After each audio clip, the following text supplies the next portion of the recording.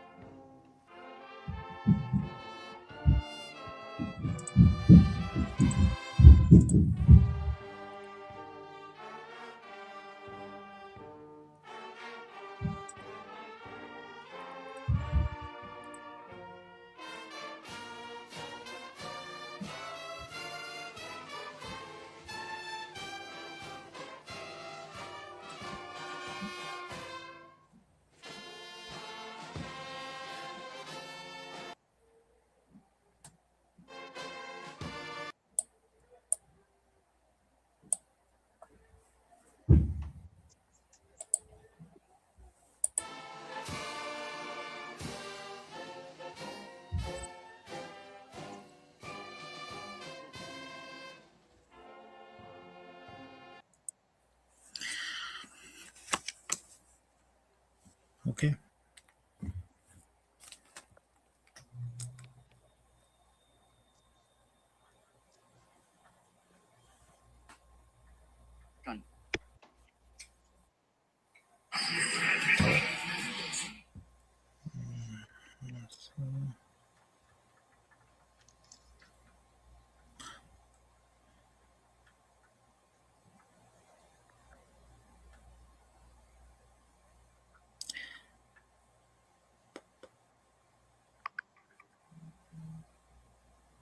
Okay. Yeah, I think we're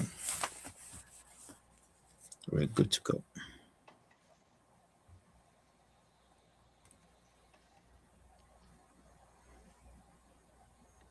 Okay. Yeah. Hello, ladies and gentlemen. Thank you again for joining the midweek edition of the Idle Path Talk Show. As usual, it's always a pleasure and a delight to have you here. Today, our focus is on the papal visit to Cameroon. This Pope is on his African tour. He's now in his second country. After Algeria, he was in Cameroon today. We are going to talk about all about his message, his presence in Cameroon, what that means to the Christian community in Cameroon and the world at large. We're also going to be looking at a few videos to share our insights and thoughts. We discuss why this trip is important, why we feel like it has significant impact on all the recent happenings in the country of Cameroon and Africa in general.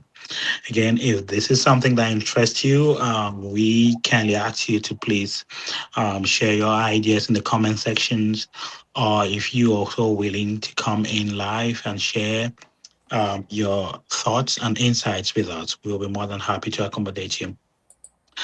We have a Facebook page, we have a YouTube page. If what we discuss here is the things that interest you, we will also implore you to kindly subscribe on our page, share with friends and family, and let us just know that you kind of enjoy what we do here. Um, as we like to do before any of our shows, we say we are not experts in any of these topics that we talked about. We are just two guys who are interested in international politics, in law and order, in religion, and what have you. So we pick a topic for the week and we try to share our insights. And by so doing, we're not going to be claiming to be experts and be the know it all and the end all of this topic. So again, thank you for joining. It's always a pleasure. I guess we are going to dive right in. So we are day two, not day two. We are in the second country of the papal visit. He spent a couple of days in Nigeria. He landed in Cameroon today. Spent quite some time in the presidential palace meeting with top government officials. He had another encounter with some people, um, less privileged, if you want to put it that way. And I think it's a handicap center of the sort. And he was received by the president of the republic, by the prime minister, by members of the clergy, and he had a very busy day. I think tomorrow his day is going to continue, and he will be traveling to the northwest, where he's going to have one of a papal mass in Bamenda, which, as we all know, is a stronghold for the Amber crisis, the Anglophone crisis, which has been going on for up to a decade now. So, um, yeah, so maybe I just put the question to you: how was your assessment on the first day of the Pope's visit to Cameroon? I mean, so far, I think his presence in Cameroon has been greatly felt by most, if not all, Cameroonians, Mm. both at home and abroad. I know that a bunch of Cameroonians, even here where I reside now, did show some interest in his visit to Cameroon. I think where there might be an issue is what are people's expectations for this visit, which I'm sure we're going to kind of talk about. But I think for me that was kind of the key thing that kept coming up. But in terms of his arrival in Cameroon, the reception, and so far the activities that he has carried on in Cameroon. I think so far it's gone hitch free. The organization was really great. If you do follow Mm. channels from Cameroon or social media from Cameroon, you would have seen the past couple of days how administrators and the Catholic Church and the bishops have been carrying on preparations, getting the stage and the scene set. Particularly, want to talk about Bamenda, where he will be visiting, I think, today, well, tomorrow, Mm. considering that today is Wednesday the 15th. So he'll be visiting Bamenda tomorrow. He'll be flying to Bamenda. I think that's what is I wanted to talk Yeah. about. Flying to Bamenda, and he will be using the Bamenda airport, which is an airport that has not been used very much the past couple of years, again as a result of the conflict that's going on there. But that airport has been renovated, and the Pope's security visited the airport as well, just to make sure technically everything was okay. So on that end, yes, I would say that preparations went really well.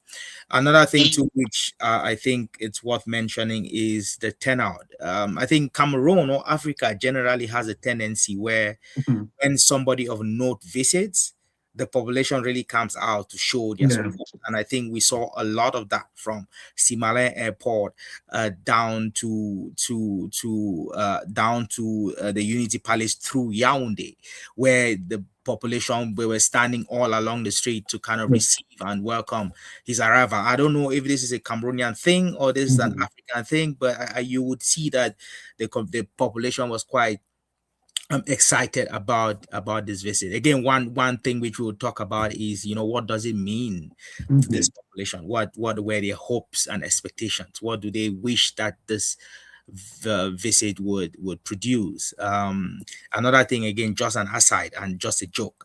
For those of you who continue to say the president of the Republic of Cameroon is dead. and that everything he does is AI, well, I'm not sure that what I saw today was AI. That's looking strong. I don't think the Pope would connive with the state of Cameroon to use AI for a president who is dead. So yes, the president is still alive. Again, he's not dead. He might appear a little frail, but again, he's still able to come out, stand up, meet with the Pope, had a little speech that he read, which we might be listening in a couple of minutes, and played his own part. I think I don't know if that ends that speculation, but I mean Cameroonians, some Cameroonians have always wanted this guy dead, so disappointment for them. Again, that was just a joke, dry joke, I guess. Good assessment there. Just to piggyback on what you said, I think a lot of the Cameroon Christian community is Catholic, so this in itself, just being a papal visit, is of high significance. This is somebody who is a successor of the chair of Peter, who is the vicar of Christ on earth. If you're not Catholic, probably these terms are not familiar to you. You're right. But Vicar of Christ simply means the one who represents Christ on earth. And it's a claim that is only made by the Catholic Church, which has one of the highest population of followers in the world. There's somewhere around 1.4 billion. And Cameroon seems to be a great nation for Catholics and the prosperity of the Catholic mission, both pastoral and otherwise. So there's a great deal of excitement just to receive someone who sits in the chair of Peter, and to be able to have that and the blessings that come with that. It's a great day to a lot of Cameroonians. And if you're Catholic, that is even a special event for you, because this doesn't happen quite often. And for some reason, Cameroon has always been in the limelight when it comes to papal visit. I think in the last 50 or so years, there's maybe just a few popes who have not visited Cameroon. John Paul did. Who was it? Benedict did, and Pope Leo is doing right now. So for some reason, popes have always been drawn to the Cameroonian Catholic project, the growth of the Catholic Church, and so they've always been interested. And just to remind people, he is only visiting 4 countries in Africa. So it is such a significant event in the life of Cameroon, particularly in the spiritual life of Cameroon. So there's a lot to celebrate. There's a lot to be proud of and to reckon with, and a lot of meaning to those of the Catholic persuasion.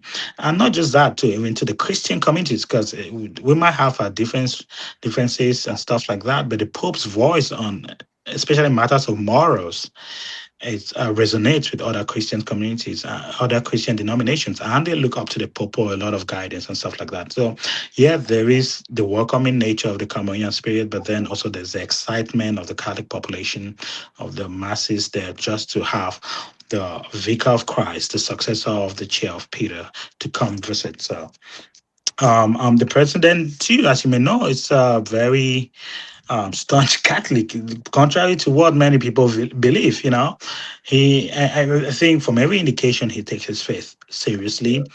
So does his wife and his kids. I think they're all a Catholic family, and he has always taken religious visits, particularly from the Catholic Church, very seriously, and he has a few of those. Okay, um, remember the times when you have people from some other, I don't know, it's religious position, they come and visit and they say a whole lot of chatter. Oh, he's a Rosicrucian, he's a this and that.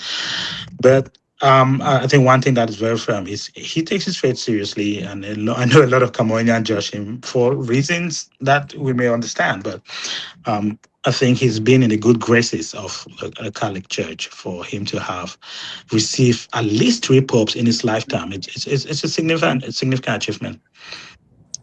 I don't know what the people are expecting. I think just to have the paper visit is enough to satisfy a lot of Catholic cravings amongst followers. So it doesn't happen often. So this is significant for any Catholic Christian. Do you think there are other things to come? Of course, we're going to delve into the thing of calling for peace and um, leading the flock and all that fun stuff. But I think in general, Catholics are just excited to be able to have a visit from their shepherd, if you may put it. Yeah. So I think we might just kind of dive into Mhm. some of the core issues here. Mhm. Um, I feel like there's a confusion between the Pope's apostolic religious missionary visit Yeah, and the visit of a political figure.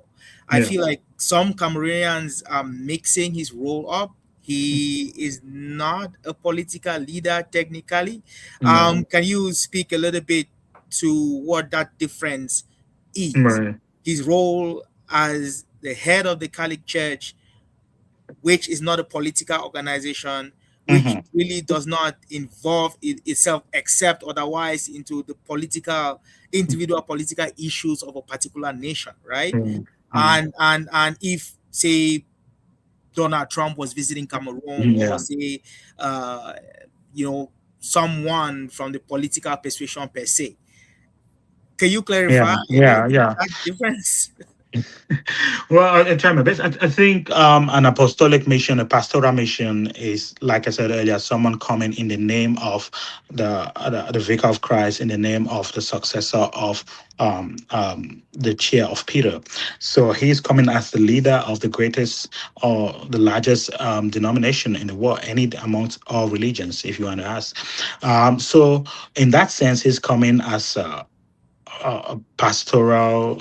His coming is pastoral. His coming is apostolic because it's in the line of successions and in the line of all of the apostles.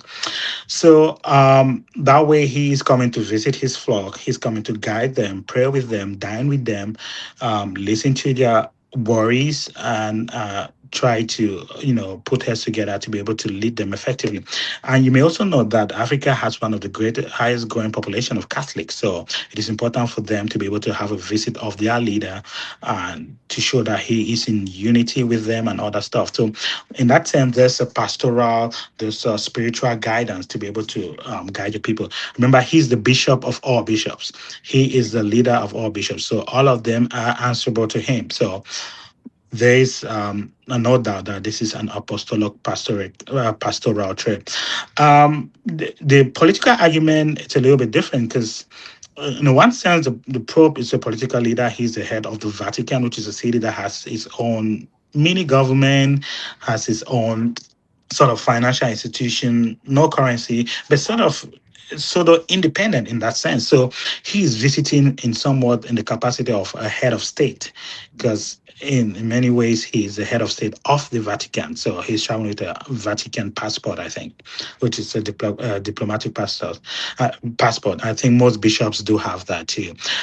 So in that way, it can be looked as a political visit, but that is not the highlight of any apostolic pastoral visit of the Vicar of Christ. He is usually going there to um, dine with his flocks, to shepherd them spiritually, to make them grow in their love for the gospel and Jesus and all things spiritual. So, true, there is some political aspect to it, but that is never the highlight of the Pope's visit. I don't know if that answers your question. I think that makes sense. Again, it just biblically, if you go way back, I think Yeah, there's also was some sort of this expectation of Jesus Christ being a himself political when leader. he was here on earth. The expectation that he was going not only going to be a spiritual, but of course the liberator, the political leader. And I Right. think a lot of people expected him to act Yeah. more of that Of the political. political hand, which he clearly said he came to liberate your souls and not Yeah. necessarily liberate you from your oppressors type thing, right? So Yeah. it's more kind of a transition. This is the whole idea. Again, Jesus was very political in his preaching of Yeah. his sermons. Again, it's hard to live on this planet, any part of this world, without being political to a certain extent. Yeah. And again, I think the Pope too has been very political since he was Mhm. since he came he came to power as Pope. Yeah. Just recently, he and Mhm. Donald Trump have had Yeah. this back and Back forth and forth. Yeah. on a political issue, if you don't mind me saying that, right? Yeah. So in as much as he is a spiritual leader, he definitely has the ability Some to influence. dabble a little bit into politics. But I think the extent to which you expect him to dabble into politics would probably not go as far as Right. people want. I say this in light of certain conversations I have heard from, I would say, leaders of the Ambazonia movement, Yeah. or I'll call them advocates of the Yeah. Ambazonia movement, who are expecting the Pope to visit Cameroon and to highlight the Actually, Ambazonia the issue. crisis. Yeah. Not necessarily highlight the crisis, but to Yeah. highlight the Ambazonian separatist issue. The I separate. think Yeah. some of them have this expectation for the Pope, which for me it's a little too much to expect. Yes, he will talk about social justice, which is part Right. of that The complete morality, chicken. religious Yeah. peace, right? He will talk about the conflicts and the suffering of the people, especially the civilians and the innocents, children and women. Mm. He talks about that. But to expect him to be specific about a separatist Yeah. issue I think that is taking it a little bit too far. Yeah. I mean, Yeah. we read a little thing here from Mimi Menfo, who kind of drew a little bit of connection there. I think Yeah. a little bit too far. I have also read some communique from some group So, saying that they're granting the Pope safe passage to Cameroon with the expectation that he is going to try to address yeah. so again, there's a lot going on, Right. people confusing why he's there and what they would really like him to do while he's in Cameroon. Mhm. He visits Bamenda tomorrow. Yeah. I am very sure he is going to talk a little bit about Well. the Well. conflict itself. But to expect him to talk about the separatist movement or to be specific about Mhm. Amazonia, I Mhm. don't see that. I don't see that happen. And people who are hoping that will happen, I hope Yeah. they can realize soon enough that he's not Mhm. the person who is going to talk about that. Right. I mean, the general strategy of any political activist is do not let any event go to waste, even if it's a negative event or positive event, to talk about this particular one. So, of course, they're going to use this one as an event to promote their cause. But then, like you astutely said, I don't think the Pope is going to delve into these details. Usually, the Pope's is the voice of morality in conflict, the voice of peace and reason and stuff. So it's usually calling people to be able to raise the level of human dignity, put peace as an option, dialogue with each other, all this kind of stuff. And those things are fine. Um, um, but then those things are inherently not going to solve political issues in the country. They the Pope has a role to play, to call people, to remind us of the dignity of everybody, to remind us that peace with one another is a goal, and that's what God wants for us. But then to expect that he's going to take a position on Ambazonia, it's a little bit shooting too far. My expectation is he's going to, decry the human suffering, Yeah. the poverty as a result of the struggle, and the hunger and all whatnot, the lack of facilities, and call on both. I mean, just the fact that he starts revisiting the presidency, he is already acknowledging the fact that there is. A national government that is responsible to guarantee the safety and security of the country. Whether they do that or not is another issue. But he has already called on them to be able to make the environment good enough for everyone to be able to succeed. So the onus is on the government. I don't think there'll be any talk on any Ambazonia. I don't think he's particularly concerned about that. Even the bishops are not really concerned about that. So I think it's just going to be a general message calling people to peace, love, and unity. Be reminded that everyone is made in the image of God. Think of the dignity of even of others, even those that you hate. Ambazonia claiming that they are granting the Pope passage to Bamenda. Really, come on, come on. That's an overstretch, Yeah. really. So, yeah. But like I said, they won't let any event go to waste. They have to, of course, do that.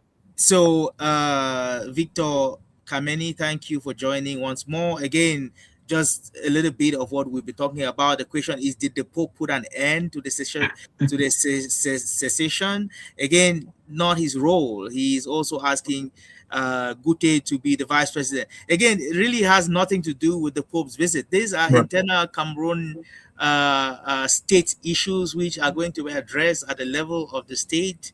Right. Who becomes vice president? Again, there's lots of things politically happening in Yeah. Cameroon. The Pope isn't coming there to help address or resolve. It's left for the Cameroonian government to deal with the state of Cameroon, how they see fit. Has Yeah. nothing to do with the Pope. I'm sure the Pope wouldn't want to be involved, because again, the Pope is not the Pope is the head of the Vatican, right? Yeah. And head of the Catholic Church. Yeah. These are billions and millions of he One cannot of the, yeah. spread all over the world. He cannot be expected to address every issue Right. felt by every Christian politically. So Mhm. I feel like all these questions, I feel like this it's Right. a little stretch. We also had a community. I don't know if it's a message or a communique from the president-elect Issa Chiroma. I think you laughed a little bit about that. So what would you say about I mean, Chiroma's? my first observation is I think the president elect could use a better translator. It's like he just used Google Translate. There were a few grammatical errors. You would think something of that magnitude coming from the president elect should be translated properly. But then he is also using this as an opportunity to be able to push his political agenda. Of course, he had to delve into the issues of the Northwest and Southwest, like anyone would. We know what the Pope. We've already said what the Pope is going to say. But then he said, and I'm paraphrasing here, the Pope should lead, or kind of like spur the people so that the will of the people, spur the government so that the will of the people can be respected. Like, come on now. What do you mean by the will of the people? First of all, the Pope is being invited by the president of the country. He respects that invitation. He's here because of that invitation. Guess who is the president according to the Pope? Not you, Mr. Issa Chiroma.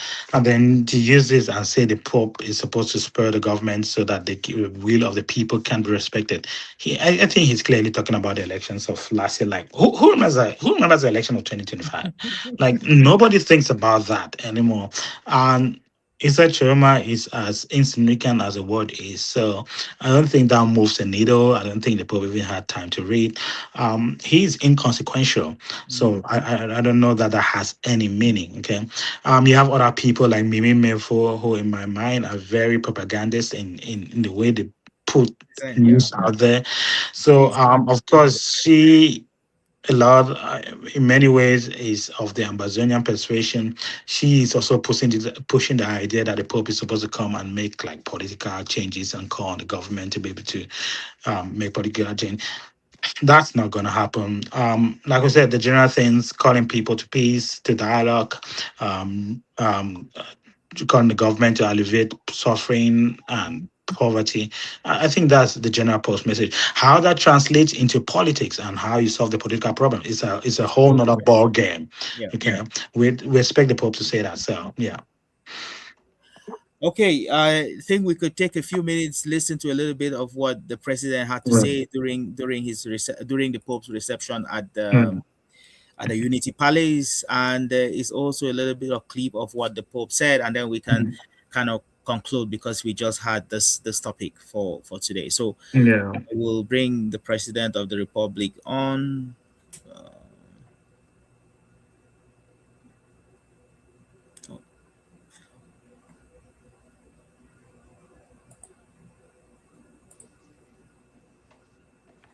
um,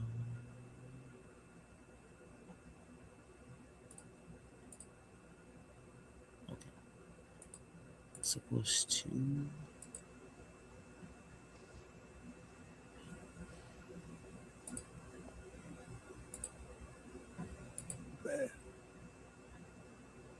C'est avec une joie immense que je vous accueille à l'occasion de cette visite historique la quatrième d'un souverain pontife en terre camerounaise. Le peuple camerounais se réjouit de votre visite et mesure le privilège rare qui est le sien de recevoir votre sainteté lors de sa première tournée en Afrique, et ce, quelques mois à peine après votre accession au trône de Saint-Pierre. Il vous en est particulièrement reconnaissant. Je voudrais en son nom vous souhaiter, ainsi qu'à la délégation qui vous accompagne, une chaleureuse bienvenue et un agréable séjour dans notre pays.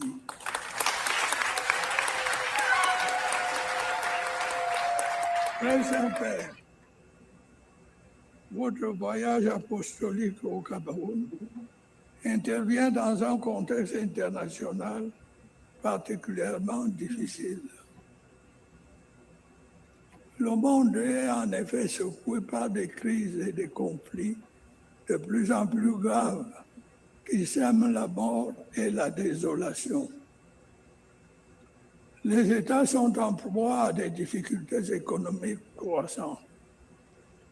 La misère se répand. La souffrance afflige des peuples entiers. L'angoisse et le doute étreignent les cœurs. Votre sainteté. Dans ce chaos qui s'annonce, le message de paix et de concorde dont vous êtes porteur résonne avec une force particulière dans nos cœurs, telle une source rafraîchissante et vivifiante. I mean, I think we get the Yeah. gist Yeah. of what that conversation. Yeah. So again, generally conflicts happening, the world is in chaos, people are suffering, things like that. Humanitarian issues. I think Yeah. that is more or less the gist Yeah. of the conversation, Mm-hmm. right? So yeah, Yeah. I just kind of wanted to play that. There's Mm-hmm. I mean, nothing very different from Nothing. Yeah. Nothing different from what we said already. I mean, that's what he's a vicar of Christ. He's a carrier of peace and love and hope. So, yeah, of course, the president is going to say that. So, um, um, yeah, nothing unusual for me. Mhm.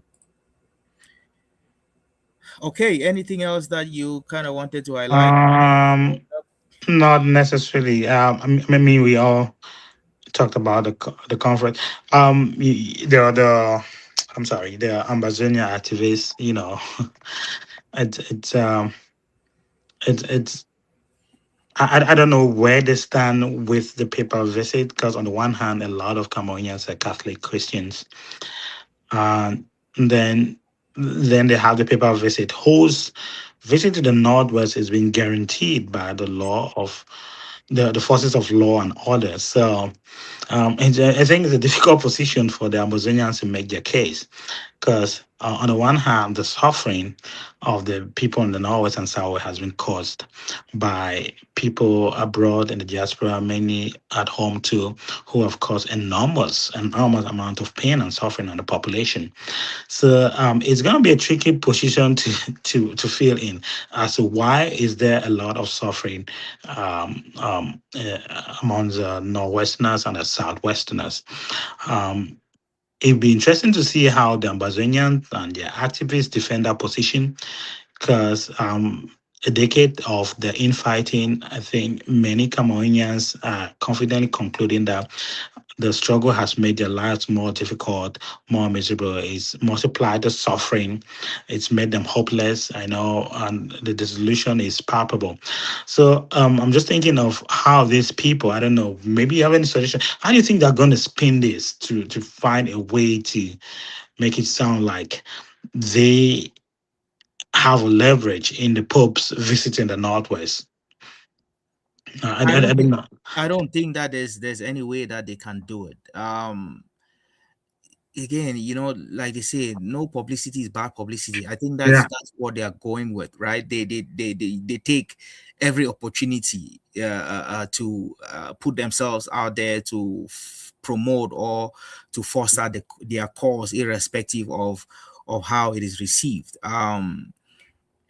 I know for sure that the Pope is aware of the political situation in Cameroon. Right. I know for sure that he understands the suffering of the Anglophone population, or the Cameroon population, generally speaking. And I think that is what he is going to be focused on. Yeah. The speech he made at the Unity Palace was direct. I mean, if you see where he visited, I think the orphanage in Yaoundé, Mm-hmm.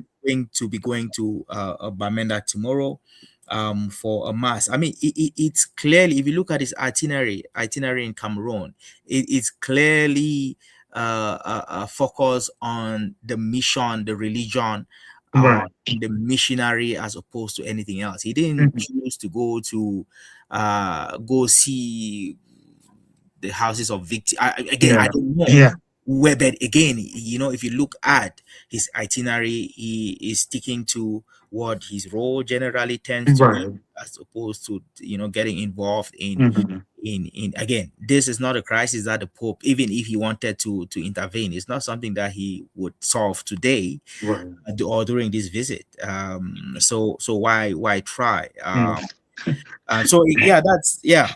I mean, his job is there to call people to that love and hope and peace and Mhm. harmony. So for me, that's the most he can do. And it's also interesting the contrast between this Pope and the late Pope Francis.